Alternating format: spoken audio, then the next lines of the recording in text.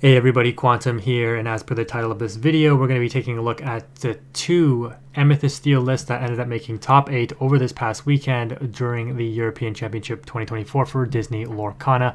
Today is December 9th, it is around 9 p.m., so we're still on the hunt for all the deck lists, but again, I was able to locate these two. Shoutouts to Spell Mana for putting up this article. So here's another area where you can probably find the deck list in addition to inkdex.com. Just before we get started though, in this video, I just want to point out that yes, in my first video, and it was adjusted in the deck lists that I made on Dreamborn, the Ruby Amethyst and the Emerald Amethyst lists were both updated to reflect what was actually being played. And I'm going to, feel myself a little bit on this one because I did mention, if you watched that video, that I didn't really understand the ratios of 3 Tremaine and 3 Medusa and 2 Rabbit, 4 Genie, and 1 Bell. And I said I would play 4 Genie, 3 Rabbit, I would play 2 Bell, I would play 2 Tremaine, etc. And what do you know, when the deck updated, all the things that I said, these are the ratios that I think would have made sense, ended up being what the player actually played to win the European Championship. So a little bit of a flex there, but it just goes to show you that when you test, these ratios really do matter. I thought really the player was onto something crazy when they were on like 3 Tremaine, 3 Medusa. I was like, that just seems like, how do they not brick at all? Like, I don't know. But yeah, the ratios were fixed, and this makes much more sense now. Yeah, the only thing I said was, like, I guess maybe for a spice pick, you could play like one of Maui Shark. But if you want to keep it consistent, the only thing you need is the Genie, right? Like I've said, we're in a Genie meta. All right, but anyways, that aside, let's go ahead and take a look. 7th place, Andre. I'm not even gonna try to pronounce that. Mr. Vidal on Amethyst Steel. For the 1-drops, we've got triple Broom and triple Followers and 4 Diablo, so 10 1-drops with 3 Fire the Cannons, so very low to the ground. Triple Calhoun, love to see it. I think this card is fantastic. And 4 Mr. Smee, the best 2-drop in the game. I keep saying it over and over whenever we come across it. 4 Friends, 3 Lawrence, and 4 Madam Mim Fox. The 2 Crab is interesting. I think at least 3 Crab is what I would personally go for. But, 2 Crab has been a standard ratio for a long time. I just think if you're going to play Crab, you really want to play him in an impactful way. 3 to 4, I think, for me, is what works. 3 Pete, fine and fair. 2 Smash, fair. Library making an appearance. Only 2 Zeus, so very interesting choice here. Of course, for Genie, 0 Rabbits, notably. 4 Goats. 2 Pluto, so to protect your board, but what are you really trying to protect here? Like maybe the Calhoun. You're not playing Snake, so you're not going to be able to bounce back Smee with the damage on it. You could use the Fox to bounce it back, but of course the Bell synergizes well with Smee. What's interesting is, ever since that European Championship, I talked about in my thumbnail, I have like the Bell with the Genie as the 2 like tech cards that ended up not deciding the matches, but they were very impactful meta picks. And I'm pretty sure Bell's like sold out across the board, at least in Canada. And I think a large part of the US when you check TCG Player. So people have been buying out Bells like crazy, especially the foil ones. I think the foil ones were up to like 25 Canadian, which is insane because I remember buying them for $2.50 each. But it's a good card for sure. And it's a card that, with the ink pairings that we have for Amethyst, right? Like Steel and Ruby. Those are the colors that put damage on things. So Bell, is a card that just gets better over time, most likely. It's a solid card, inkable, 4/4 stats for 5. The shift might eventually become useful if we get a better Bell. That's 2 or less, because I think it shifts for 3. And then it quests for 2. So, it's a great card and beautiful artwork. Like one of the best artworks. Belle used to be my favorite Disney princess, just because I love Beauty and the Beast. So, like, I wish it got an enchanted, but... yeah, definitely like amazing artwork. I have the playmat and I have the foils, so can't ask for more. 4 Elsa and 1 Hades. Sorry for that little tangent. Just got to comment on, yeah, Bell. If you don't have your copies yet, the non-foils were like $1 to $2. They might be up to like 3 or 4 now.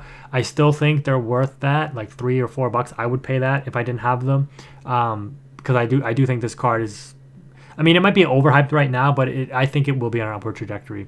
Interesting to see 1 of 6 cost uninkable Hades. This card to me seems like a huge risk, but shout out to this player for making it work. Like into the Ruby matchups, the reason why I don't like this is because into like Ruby Sapphire, which we know was the most popular deck in the room on the European Championships, and into Ruby Amethyst, which was much less represented in Europe, but both of them play Medusa. and so this card just gets instantly destroyed. Like if you play this on 6 and you're on the play, and then your opponent on the draw plays a Medusa to out this right away, I think that's just, you lose the game at that point, because you wasted a turn 6, which is huge, right? So I mean, obviously, you know, you try to make a read on your opponent here, but like it's an uninkable. You have no other way to ink it. If it's in your hand, you're playing it probably. So yeah, it's a little rough. And you know, without rabbits, like you're not going to be refilling your hand all too much. So like this card, it's going to sit in your hand. You probably have to play it. For the uninkable count, we've got 3, 6. What else have we got on inkables? Okay, 6, 8, 12, 13. So very manageable. I am a big fan of this list. I think it's solid. Like I said, the only thing that I would personally tweak is maybe I'd cut a Hades for a crab or something like that. But that's about it. Other than that, I think it's a very, very solid list. You know, the Zeus, it always feels bad when you play like more than like 2 Zeus. Like, because I don't know, with Zeus, it's always like when you don't want to see it, you have it. But when you want to see it, you never see it. Like I don't know. For me personally, when I play Steel, like I always find that to be the case with Zeus. But yeah, 2 seems like a nice spot, especially with the Smash. The Smash covers a lot of ground. You know, the Diablo on Cove and stuff like that, which, you know, wasn't really represented in top 8, right? I think we had 1 Emerald Steel, 2 Emerald Steels, okay, 5 Emerald Amethyst, and only 3 Ruby Sapphire, despite it being the most popular deck. That's amazing. And this Ruby Amethyst was actually really underrepresented. I think it was like 7% of the field overall, but 3 of them made top 8. Only 1 Amber Steel. And then, you know, everything fell to Ruby Amethyst in the top 8. Or, sorry, top 16, going into top 8, which is kind of interesting. I thought we had 2 lists. Oh, yeah, we do. Okay, so that's Mr. Vidal. And then we have Douglas. Not going to try to pronounce the last name here. So this list, notably different. We've got Captain Hooks and Docks. Still on 2 Calhouns. Fine. You know, if I'm, I don't know, it's hard to say. Like I guess it depends on your list. 2 to 3 Calhouns. You know, I've tried playing 3. Sometimes it's bricky because, again, it's dead in certain matchups, or it seems dead in certain matchups. I guess like at the European Championship, it is a huge risk because into like red, blue, the card is probably too much of a liability. But look at the 1-drops here, man. This is crazy. So we've got 12 1-drops and then 15 1-drops with the hooks, and then 3 Captain. 18 cards in the 1-drop slot. That's insane. A lot of 2-drops. Okay, the 3 docks, I like that. When you play 4 docks, I find it, you know, you see 2 in your opening hand or 2, and you draw into it, and you're just like, yeah, like I have to discard 1, I guess. I mean, you could play it, but like you play it, it's a 1/3 for 2. It doesn't do anything. Quest for 1, kind of underwhelming. So I think 3 personally for me is nice. Of course, the Smees, again, no snakes, 4 fox, and 3 crab like that. Only 2 Pete, so it looks like compared to this list, you know, Pete for crab, vice versa. Still on the 2 smash. 1 random strength, which is interesting as a tech option. 2 white rose on the Tinkerbell shift package here, which is interesting. Again, like into red blue, this is such a liability because you drop this Tinkerbell and they're just like small Sisu brawl right into Ruby decks. I wonder, I mean, they made top 8, so, you know, huge shout outs to them. But I just wonder if they ever do any kind of like interviews or breakdowns, what their thought was going up into like red blue. You know, this player is a little bit more well positioned into red blue than this one is, but I'd be interested in this player's thoughts, which is funny because like Amethyst Steel aggro would have traditionally had a good matchup into red blue, but you know, I think it's tough now. Of course, 4 genie, 4 goats, no rabbits, 3 castles instead of the libraries, and 2 Gontus for that aggro pressure, and then 2 shift Tinkerbell. Yeah, interesting list. For the uninkable counts, we've got 4 genie and 3 docks. Whoa, their uninkable count is actually like super low. Hold on. 4, 7, 9, 12. Okay, so this player had 13, this player has 12. So that seems pretty good. I like that. Very accessible deck list, very playable. This one I would say has I don't know, it has some weaknesses to red-blue, but the Queen's Castle we know can be very, very good against the red-blue matchups. And I think let's take a look at, oh, actually, I don't know if this list was published already. Was this the red-blue that was published? Yes, it was. It was the one with the 2 Shield of Virtue. Yeah, I mean, Shark instantly outs it with one shot, right? But I mean, I guess if your Shark is challenging a Queen's Castle, it's better than it challenging a body. Interesting.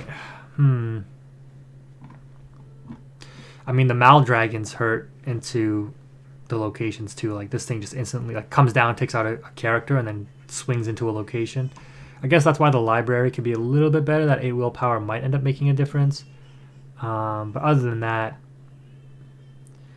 I mean, I guess you just, I mean, you know, you play low enough to the ground. Maybe you're able to aggressively quest enough that you can get ahead and then close the game out with the locations, genies, and goats. But again, without the snakes for the additional bounce of the goats, it is a tough ask. I would say it is interesting that you place Calhoun over the snake.